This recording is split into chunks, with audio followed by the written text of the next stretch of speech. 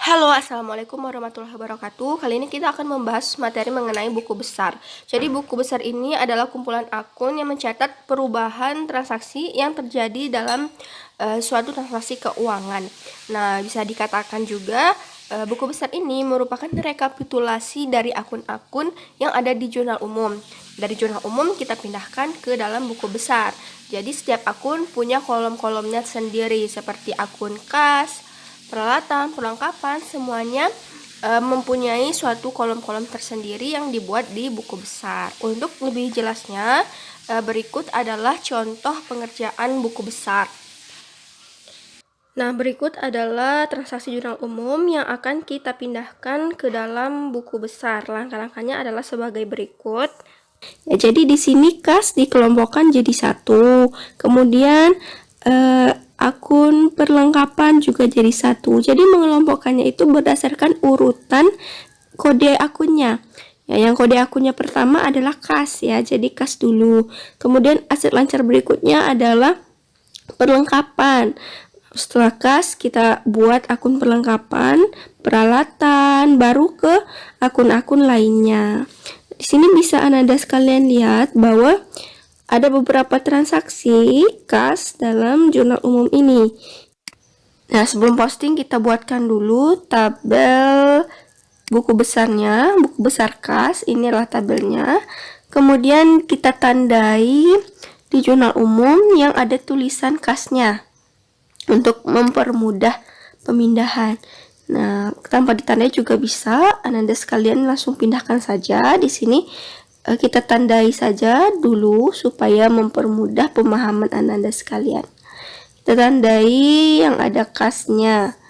Oke, ada satu, kita tandai warna kuning, kemudian 2, 3, 4, 5,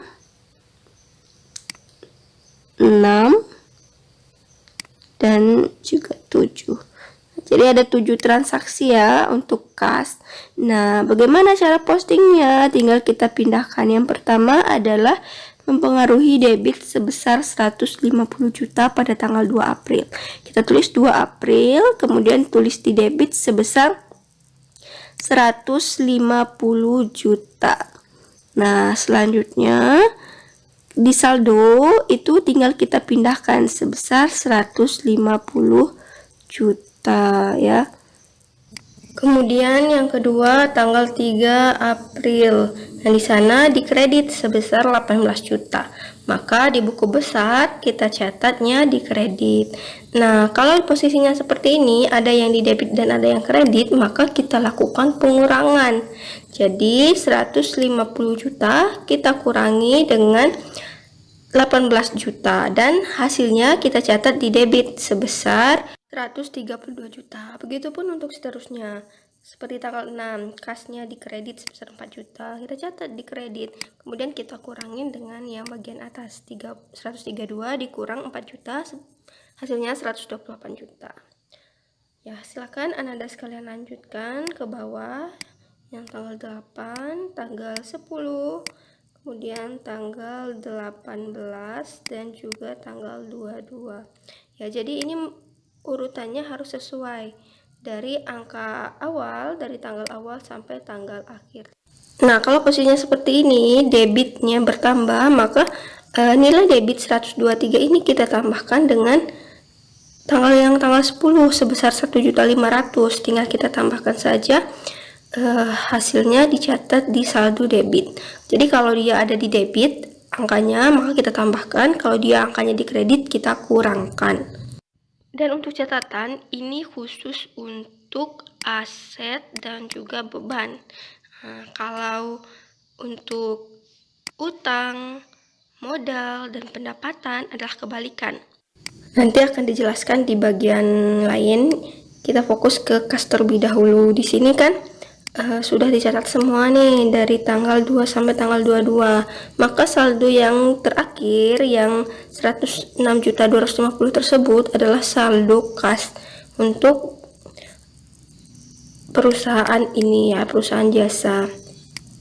Nah, setelah selesai kita buat buku besar kas, selanjutnya kita akan buat buku besar aset lancar lainnya, yaitu perlengkapan dan juga piutang. Nah, silakan buat bentuk akunnya sama, bentuk tabelnya sama. Ananda sekalian hanya tinggal ganti tulisan atasnya menjadi sesuai akunnya. Karena ini perlengkapan, maka kita buat di atasnya adalah perlengkapan. Ya, kita pindahkan saja.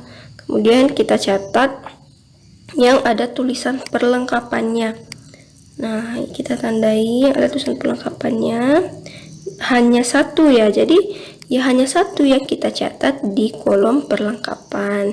Kita catat di debit sebesar 5 juta dan di saldonya juga debit sebesar 5 juta. Artinya saldo akhir perlengkapan adalah sebesar 5 juta. Kemudian selanjutnya adalah piutang ya. Jadi kita buat lagi kolom untuk piutang sama seperti kolom perlengkapan tadi. Piutang di sini ada 2. Nah, ini kan karena dia ada 2, maka kita buat kolomnya itu 2 untuk kolom piutang. Ya, kita buat kolomnya 2. Transaksi pertama itu adalah di debit sebesar 3.750.000. Maka kita catat di debit sebesar 3.750.000. Kemudian transaksi kedua adalah di kredit sebesar 3.750.000. Nah, karena dia di debit satunya di kredit, maka kita kurangin 3.750.000, kita kurangin juga dengan yang di kredit 3.750.000. Artinya saldo piutang adalah 0 atau habis ya, karena tanggal 22 itu piutangnya sudah masuk ke kas, jadi saldonya habis, maka saldo akhirnya adalah 0. Selanjutnya adalah peralatan, juga sama, kita tandai yang peralatannya ada berapa di jurnal umum dan tinggal kita pindahkan ke dalam tabel buku besar peralatan. Begitupun selanjutnya, baik beban, prive, kemudian ada lagi penyusutan, itu satu kolom, dan modal juga satu kolom ya, masing-masing satu kolom karena dia beda jenis akun. Nah, sampai di sana apakah sudah bisa dipahami? Silakan Ananda buat kolom selanjutnya, yaitu kolom buku besar untuk akun modal, akun pendapatan, dan juga akun beban ya. Jadi untuk beban itu beda ya, dibedakan akunnya, beban penyusutan kendaraan dan beban penyusutan peralatan, karena dia beda bebannya. Kalau ada misalnya beban listrik juga beda kolom untuk akun beban. Nah, semoga bisa dipahami. Jika ada yang belum paham, silahkan ditanya di kolom komentar. Sampai jumpa di kegiatan pembelajaran selanjutnya. Assalamualaikum warahmatullahi wabarakatuh.